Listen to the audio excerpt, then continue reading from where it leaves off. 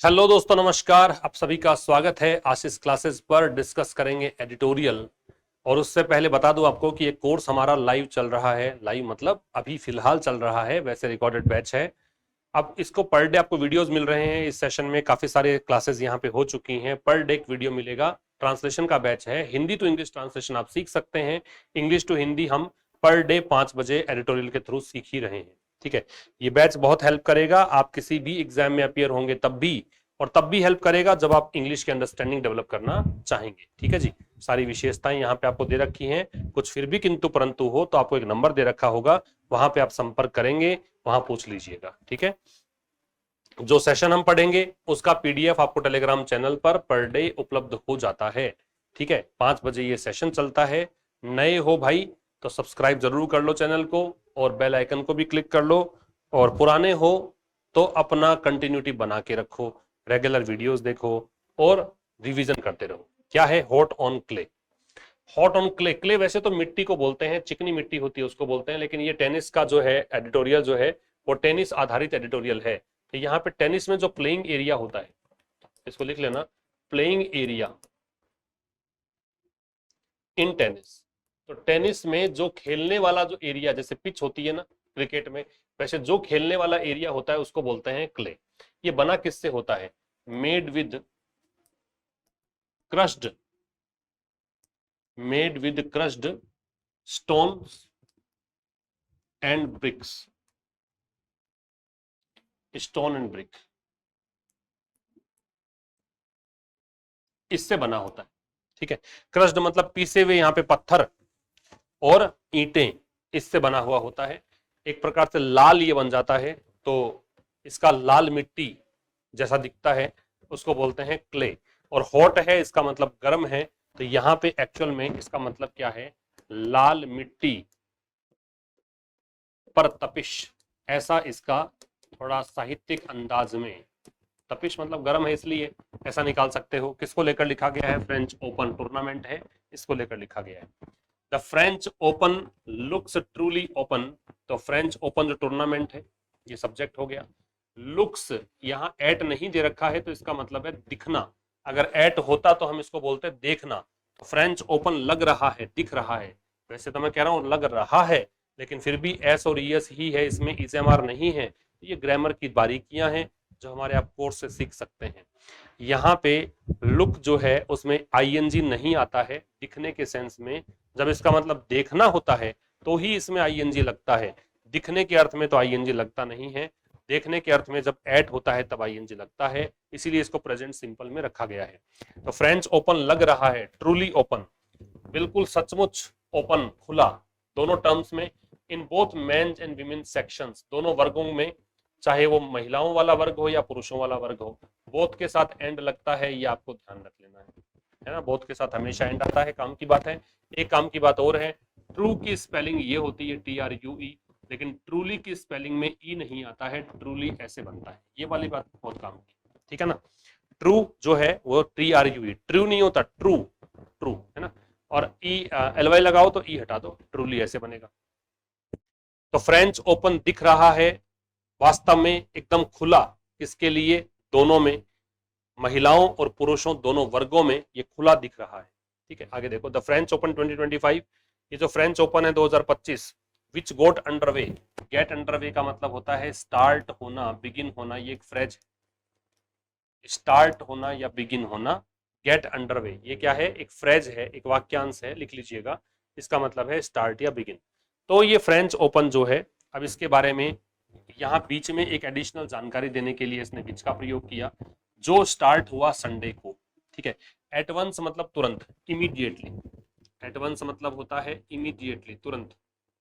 Seems मतलब प्रतीत होता है, एम्प्टी खाली, एंड सो फुल और इतना भरा हुआ, और प्रॉमिस वादों से। ठीक है, वादों से भरा हुआ। फ्रेंच ओपन 2025 ये सब्जेक्ट है आपका। इसकी वर्ब क्या है? इसकी वर्ब है, ये तो है सब्जेक्ट, इसकी वर्ब है सीम्स, ये वर्ब है इसकी। एम्प्टी है वो एडजेक्टिव है, एंड कंजंक्शन है। सो फुल में फुल एडजेक्टिव है, सो एडवर्ब है, ऑव है वो प्रेपोजिशन है, प्रॉमिस है वो इसका ऑब्जेक्ट है तो नाउन, फ्रेंच ओपन नाउन है, ये नाम है। विच रिलेटिव प्रोनाउन है, गोट अंडरवे है पूरा फ्रेज है, ऑन है वो प्रेपोजिशन है, और प्रेपोजिशन का ऑब्जेक्ट है संडे, तो ये नाउन है।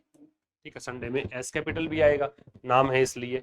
तो फ्रेंच ओपन 2025 जो शुरू हुआ संडे को, वो तुरंत अगर उसको देखें तो ये दिखता है, एम्प्टी भी दिखता है और सो फुल मतलब पूरा भरा हुआ भी दिखता है, किससे, promise. It is the first edition, ये पहला संस्करण है। इट किस वर्ब जो है वो इज है, यह पहला संस्करण है।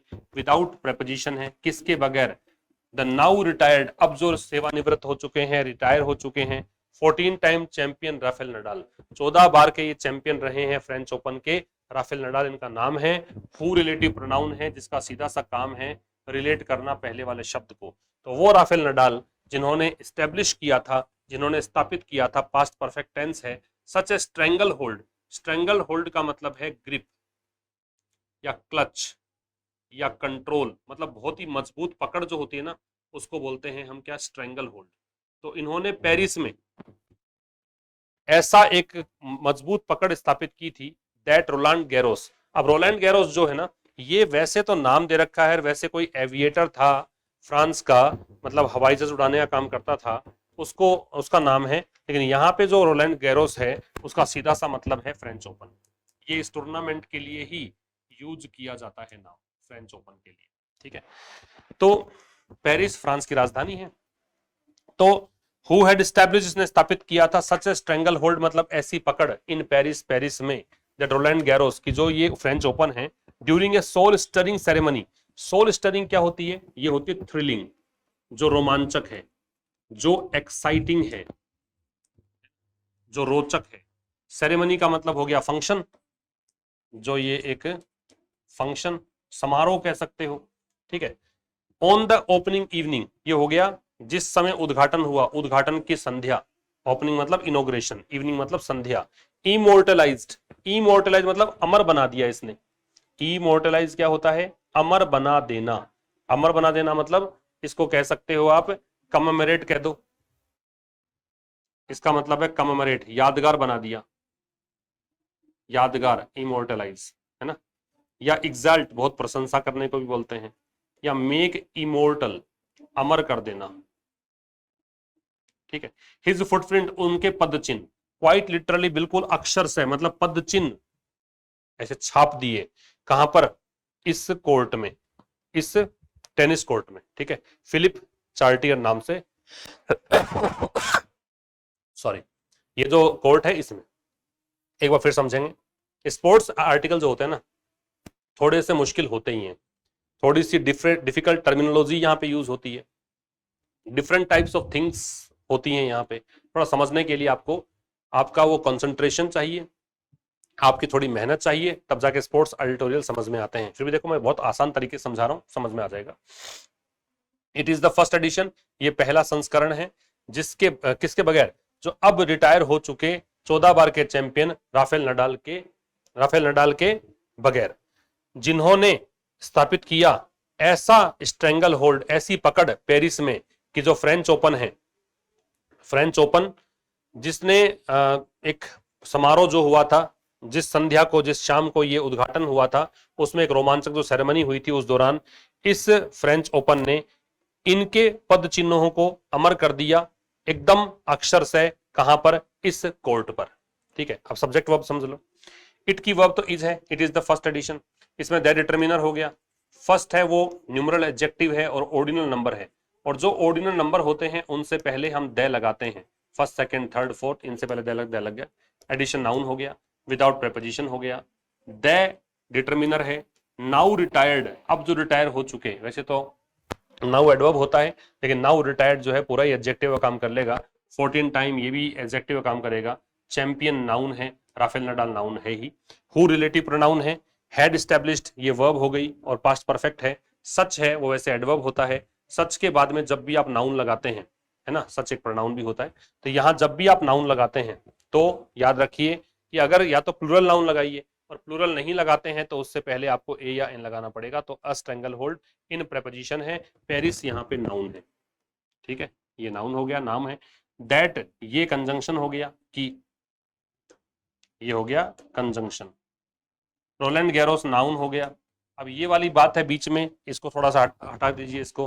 तो इसकी वर्ब जो है वो ये है, ये रोलैंड गैरोस सब्जेक्ट हो गया, ये इसकी वर्ब है। और इमोर्टलाइज किसको किया, तो ये हो गया ऑब्जेक्ट इसका। क्वाइट लिटरली में ये एडवर्ब है दोनों ही। ऑन कोर्ट ये, तो ये हो गया ऑन प्रेपोजिशन, और ये इसका ऑब्जेक्ट। फिर समझा दूं, सोल स्टरिंग लिख लीजिएगा, रोमांचक को बोलते हैं। सोल स्टरिंग का मतलब जो शानदार हो, इंप्रेसिव हो, थ्रिलिंग हो। और लिख लो इसके सिनोनिम, इंप्रेसिव कर सकते हो, इम्पोजिंग कर सकते हो, मैग्निफिसेंट कर सकते हो। ठीक है, तो ये पहली बार पहला संस्करण है। 14 बार के चैंपियन राफेल नडाल जब रिटायर हो चुके हैं, उनके बगैर खेला जा रहा है, जिन्होंने पेरिस में ऐसी पकड़ यहां पे स्थापित की थी कि फ्रेंच ओपन जो है, जो फ्रेंच ओपन जो इसके बारे में बता रखा है कि जो ओपनिंग सेरेमनी हुई है बहुत ही शानदार अद्भुत, उस सेरेमनी में इस फ्रेंच ओपन ने उनके पद चिन्हों को अमर बना दिया। और लिटरल ये है अमर बना दिया, तो पद चिन्ह वहां पे छाप दिए, कहां पर, इस कोर्ट। क्लियर है, आगे जाइए। बट इन हिज एब्सेंस, लेकिन उनकी अनुपस्थिति में, बट कंजंक्शन हो गया। इन हिज एब्सेंस में इन प्रेपोजिशन हो गया। हिज है वो पॉजेसिव एडजेक्टिव है, एब्सेंस है वो नाउन है। लेकिन उनकी अनुपस्थिति में ये पूरी की पूरी एक फ्रेज है, ये पूरी एक फ्रेज है, प्रेपोजिशनल फ्रेज है ना। लेकिन उनकी अनुपस्थिति में ये बट तो खैर कंजंक्शन है, इन इज एब्सेंस पूरी फ्रेज है, ऐसे मान लो ये फ्रेज है। The field is now open, अब ये जो मैदान है वो खुला है, किसके लिए, अ न्यू प्लेयर, एक नए प्लेयर के लिए, टू टेक स्टेक क्लेम, कि वो दावा प्रस्तुत कर सके। स्टेक क्लेम का मतलब क्या है, दावा प्रस्तुत करना। ठीक है, असर्ट वंस राइट कह सकते हैं। स्टेक क्लेम का मतलब क्या है, assert one's right, assert one's right, अपना दावा, अपना अधिकार प्रस्तुत करना। ठीक है, लेकिन उनकी अनुपस्थिति में जो फील्ड है, ये मैदान है, ये सब्जेक्ट हो गया, इसकी वर्ब ये है। अब ये ओपन है, ये एडवर्ब है, ओपन है वो एडजेक्टिव। तो ये फील्ड अब खुला है किसके लिए, एक नए प्लेयर के लिए। फोर प्रेपोजिशन है, देखो मैं सबका तो नहीं बता पाऊंगा, बहुत लंबा सेशन हो जाएगा ये, लेकिन कुछ बता देता हूँ, है ना। ये डिटर्मिनर हो जाएगा, ये एडजेक्टिव हो जाएगा, प्लेयर नाउन हो जाएगा, टू स्टेक ये इन्फिनिटिव है। ठीक है, ये इन्फिनिटिव है, और क्लेम है वो नाउन। तो उनकी अनुपस्थिति में अब ये मैदान खुला है, एक नया प्लेयर दावा प्रस्तुत कर सकता है। Defending champion Carlos Alcaraz, defending champion का मतलब हो गया ये पिछले बार के चैंपियन हैं, अपने खिताब की रक्षा ये करेंगे, पिछली बार का खिताब इन्हीं के पास है, इसलिए कहा डिफेंडिंग चैंपियन। तो पिछली बार के जो चैंपियन है, डिफेंडिंग चैंपियन कार्लोस एल्करेज इनका नाम है। इज ये वर्ब हो गई, ये लीडिंग कैंडिडेट है, लीडिंग का मतलब है अग्रणी, ये अग्रणी ये एडजेक्टिव है यहाँ पे आईएनजी लग के। ठीक है, ये अग्रणी उम्मीदवार है, मतलब प्रतिद्वंदी है। And is closely followed by, और ये बहुत नजदीक से, मतलब इन फॉलो मतलब इनके पीछे पीछे आ रहे हैं। तो closely followed by word number 1 Jannik Sinner, मतलब वर्ड नंबर 1 जो है जेनिक सिनर, वो इनके बिल्कुल पीछे पीछे हैं, ये क्लोजली फॉलो किए जा रहे हैं, बहुत नजदीकी से, ज्यादा अंतर नहीं है इनके बीच।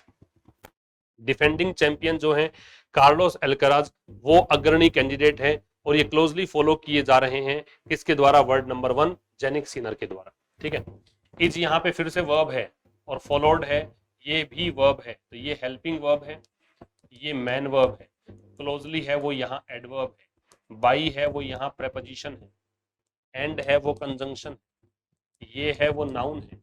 ठीक है, फिर कह रहा है स्पेनियर्ड, स्पेन तो स्पेन के हैं खिलाड़ी, एल्करेज जो है कहाँ के खिलाड़ी हैं, स्पेन के। तो स्पेनियर्ड से इंडिया का इंडियन, अमेरिका का अमेरिकन, वैसे स्पेन का स्पेनियर्ड।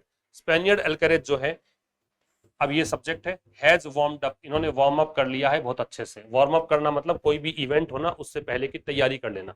जैसे आप कोई जिम ज्वाइन करते हो तो वार्म अप करते हो पहले से, थोड़ी मशीन पे आ जाते हो। फर्स्ट डे ही आपका मान लो जिम में है, सीधा तो यूं नहीं है ट्रेडमिल पे दौड़ना शुरू कर दोगे। आपको जो वहाँ का ट्रेनर होता है वो कहता है कि पहले उठक बैठक लगाओ, है ना, वो कहता है कि सीढ़ियों में चढ़ो, सीढ़ियों से नीचे आओ, है ना, वो कहेगा पुशअप्स लगाओ, पहले वार्म अप करवाता है। तो किसी भी मुख्य इवेंट से पहले के जो काम आप करते हो तैयारी के लिए, उसको वार्म अप करना बोलते हैं, ये पता ही आपको वैसे। तो स्पेन के जो खिलाड़ी हैं एल्करेज, इन्होंने वार्म अप बहुत अच्छे से किया, वेल यहाँ पे एडवर्ब है। With masters title in Monte Carlo and Rome, अब इन जगह पे इन्होंने ये खिताब जीता, इसीलिए वार्म अप अच्छा किया कि इस मुख्य इवेंट फ्रेंच ओपन है उससे छोटे मोटे जो इवेंट थे वो जीत कर आए हैं। And the Italian open Triumph, Triumph का मतलब होता है विक्ट्री या इसे कहिए कॉन्क्वेस्ट, और ये भी जीत के आए हैं ये, ठीक है, इटालियन ओपन भी जीत के आए हैं। Which came with straight sets victory, और ये किस, ये विच आ रहा है इसके लिए, ये जो जीत हुई है ये केम, ये आई है, ये वर्ब हो गई। कैसे आई है? स्ट्रेट सेट विक्ट्री, मतलब सीधे सेटों में जीत हुई है। टेनिस अगर आप जानते हो तो सेट बनते हैं 6-2 से, 6-3 से, 6-0 से, ऐसे होता है ना सेट। तो ये विद अ सेट, ये हो गया प्रपोजिशन। तो ये सीधा सीधा जीत हुई है इनकी ओवर सिनर। किस पर जीत प्राप्त की है? वर्ल्ड के नंबर 1 जेनिक सिनर पर, ठीक है, ये ओवर आ गया, इस पर जीत प्राप्त की है इनके कंपैरिजन में, इनके अगेंस्ट ये। इन द फाइनल, फाइनल में seen as the sounding of the bugle, ये ब्यूगल है, ब्यूगल, साउंडिंग द ब्यूगल मतलब बिगुल बजा देना, बिगुल बजाना मतलब किसी भी इवेंट को स्टार्ट कर देना, ठीक है, बिगुल बजाना मतलब किसी भी इवेंट को स्टार्ट कर देना, कोई भी चीज है, कोई प्रोग्राम, उसको स्टार्ट कर देना, ठीक है। तो इसको देखा जा रहा है कि अब ये बिगुल बज चुका है, ये शंखनाद हो चुका है, ठीक है। फिर समझिए, तो स्पेन के खिलाड़ी अल्करेज जो हैं उन्होंने वार्म अप किया अच्छे से। इन्होंने कैसे वार्म अप किया? मोंटे कार्लो जो टूर्नामेंट था, मोंटे कार्लो, इन मोंटे कार्लो रोम, ये जीत लिया। फिर इटालियन ओपन इन्होंने जीत लिया, और ये जीत आई इनकी इस खिलाड़ी पर फाइनल में, और इसको देखा जाता है किस रूप में?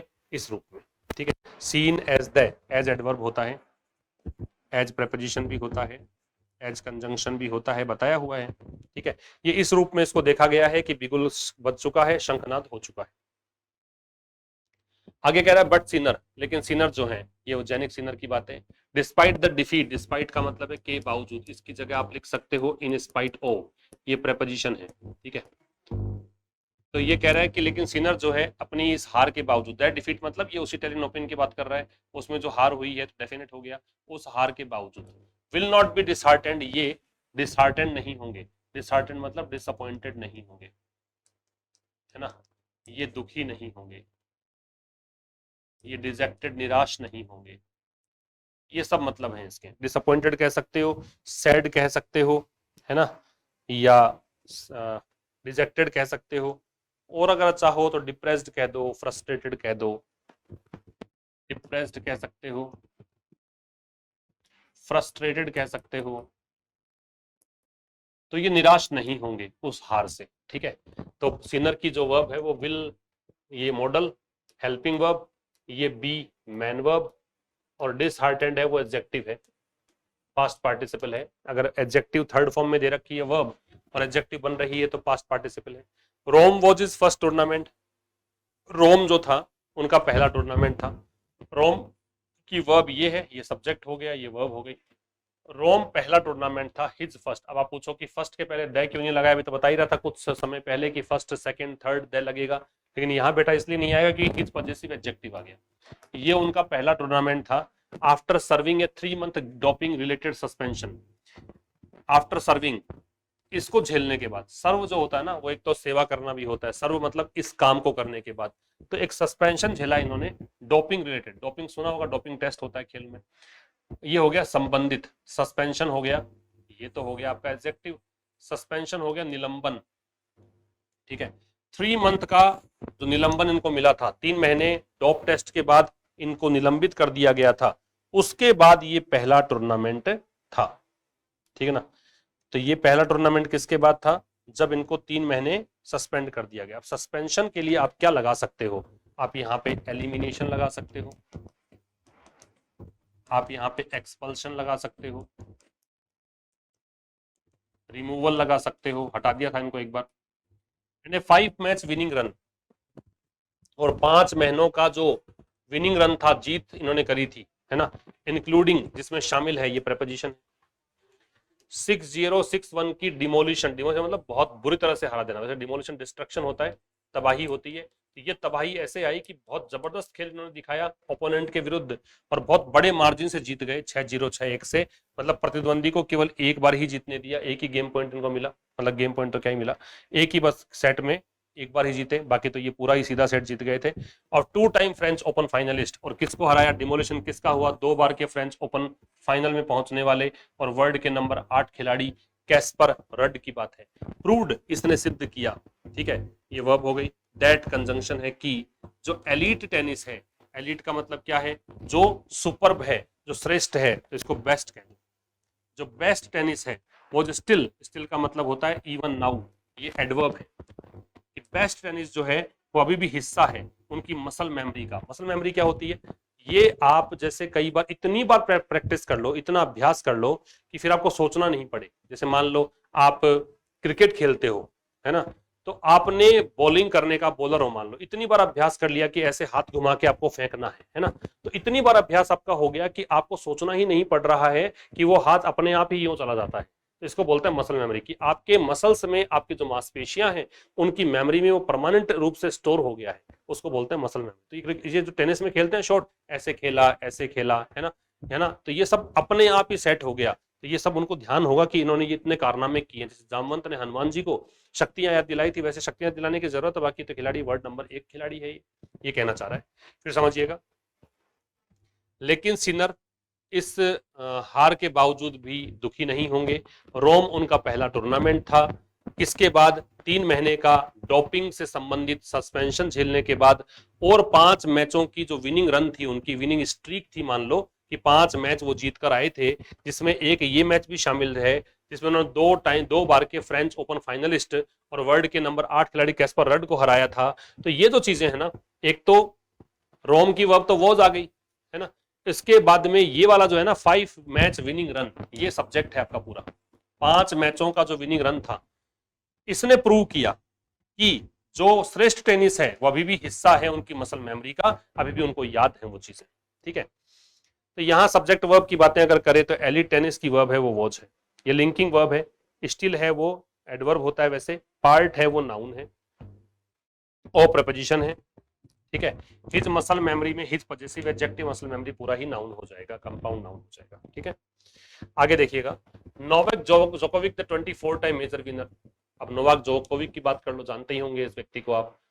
ये 24 बार के मेजर मतलब मुख्य जो प्रतिस्पर्धाएं होती हैं, जैसे विंबलडन हो गया, फ्रेंच ओपन हो गया, ऐसे जो मुख्य ग्रैंड स्लैम हैं 24 बार जीत चुका है ये खिलाड़ी।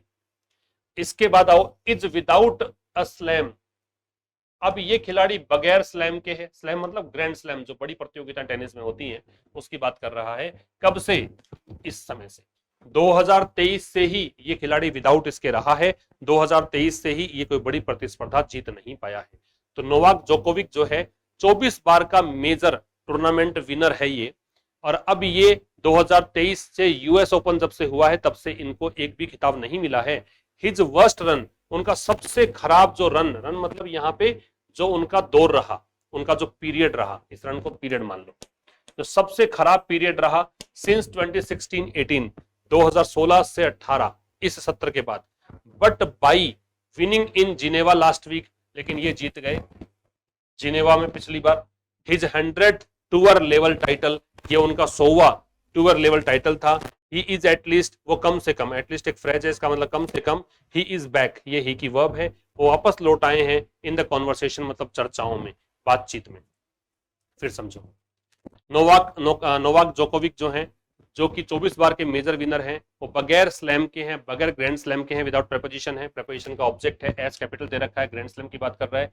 2023 यूएस ओपन के बाद से उनका सबसे खराब जो दौर रहा है वो रहा 2016-18। ठीक है, 16 से 18 के बाद सबसे खराब दौर यही रहा है, उससे पहले ऐसा दौर नहीं उन्होंने देखा। ठीक है, फिर कह रहा लेकिन जिनेवा में जीत गए ये पिछले सप्ताह, है ना, और उनका ये टाइटल मिला इनको, तो ये कम से कम वापस आ गए हैं बातचीत में।